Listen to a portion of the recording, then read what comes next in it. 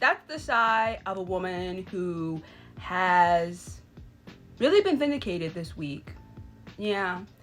This weekend, Taylor Swift's album, it came out, The Life of a Showgirl. And as usual, I thought it was going to be received well. People were going to be praising it. People were going to be going crazy over it, as they always do. And they were going to continue to champion this woman. And I was surprisingly taken back by everybody's takes on this woman and her album and her writing and her sloppiness of it all. And all I have to say is, it feels amazing to be vindicated, okay? For the last almost 10 years, I have been on the neck of a one Taylor Swift, and my hatred of her has never ceased. And I would get hate for it, okay? I would get hate for it. The Swifties would be in my comments when I would talk about her. And yet, now, y'all are vindicating me so hard. Baby, it feels amazing to be right. Now, I have to start this off with saying, I was once a Taylor Swift fan. I know, hard to believe, right? But I was a Taylor Swift fan once. Now, was I a hardcore fan? No. Did I listen to her albums? No. But did I like some of the singles that would be put out? Yes. And did I put a few of them on my iPod Nano back in the day? Yes, it was that long ago. Yes, I did, okay? Yes, I did. But then I started to see the way this woman interacts, reacts, and just is in the world. And I started to see her for who she really is. And that was when I said, no more. Taylor Swift has never been who you thought she was. And it's because you guys live in this very white world, this very, oh, we're feminist, oh, we're white women, oh, we live in this world, oh, it's us against men kind of world. You never look at the outer perimeters of that world and see that there are other women, other people who are living in this world as well. And so you don't see those people. And so when other people, like myself, who is a Black Indigenous woman, gives critiques of this white woman, who literally does nothing, who literally gives nothing, y'all are in the comments calling everybody every name but a child of God, and you think it's okay. But I'm here to tell you I was right the whole time. I was right the whole time, and it feels amazing to be vindicated. Thank you very much. So as the resident Taylor Swift hater as I am, of course I did not listen to the album. You think I was going to listen to the Taylor Swift album? Please. But I did hear a lot of the online discourse, okay? And I've heard a lot of it. And a lot of it is exactly how I've been feeling for the last almost 10 to 15 years, okay? And I just want to say this, and it's probably already been said, but this all started with the Kanye West situation. Let's be so for real, okay?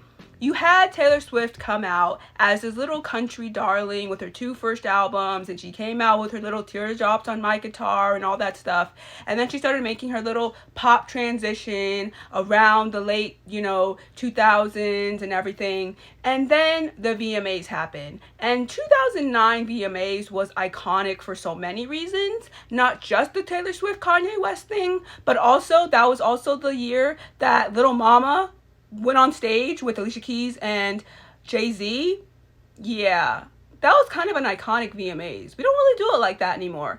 Anyways, so Kanye West does what Kanye West does. And that was also the moment that I realized Kanye West was off his rocker. But that's a whole nother conversation for another day. But that was the time where I started to realize a shift in Taylor Swift. Yes, she was already had a little country fan base, and so of course she was, the little darling white girl. And then she started to transition into her little pop thing, and she was still the little darling white girl. But then I noticed that once the Kanye West stuff happened, Taylor Swift took it to a whole nother level, okay? And she started to make music that was just, I am a sweet baby angel white woman, and you can't say anything mean about me. And one time at the VMAs, a black man came up and he really stole the spotlight from me, a little darling white girl, and now I have to talk about it all the time. And that doesn't mean I'm going to talk about just this one black man all the time, although I did spend a good portion of the early 2010s talking about it because I'm a darling white girl and I have to talk about the big scary black man who came and stole my spotlight. No matter how crazy, I don't even like using that word, he came out to be later on, I am still a victim in this situation. But no, I'm not going to just talk about this big scary black man who came and stole my spotlight. No, now I'm going to continue to just harp on the fact that men are evil. And as somebody who is a staunch person who is woman first, 100%, my mom, she taught me from a very young age that it's woman first, okay? And that we need to do everything we can to stomp out these evil men. Hello? There's a way that Taylor Swift goes about the way she does this in a way that is very harmful to women of color, black women, indigenous women, and it's disgusting to watch and see. Again, big Taylor Swift hater, been a big Taylor Swift hater. I have not listened to any of her music since like 2010. Okay, at least. Of course I've heard her singles. Because it's just everywhere. But I have not listened to a full project of Taylor Swift's, well, ever. But I haven't really listened to her music in like 15 years, right?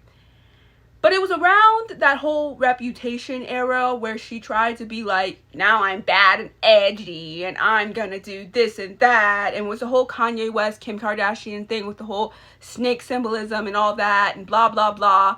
That was when I really started to see it for who she really is. Like, I started to see her really for who she is. And her dating Matty Healy was, yeah, that was a choice. We all know that she intentionally used Ice Spice to gain some kind of points that she isn't a racist, even though a lot of her, just her as a person, is very questionable in that situation and always has been.